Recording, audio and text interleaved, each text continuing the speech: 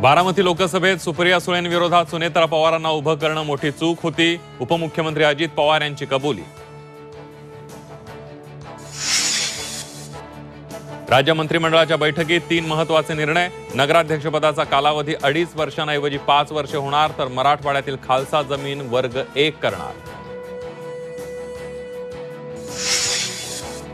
विधानसभा निवडणूक दिवाळीनंतरच होणार असल्याची सूत्रांची माहिती. ऑक्टोबर महिन्यात आचारसंहिता लागू होण्याची शक्यता.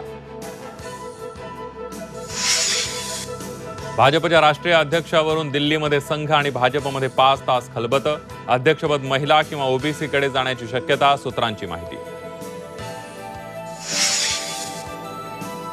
रत्नागिरी विधानसभा मतदारसंघात हालचालींना वेग. उदय सामंतांविरोधात उमेदवार कोण? ठाकरे गटाची आज मंथन बैठक.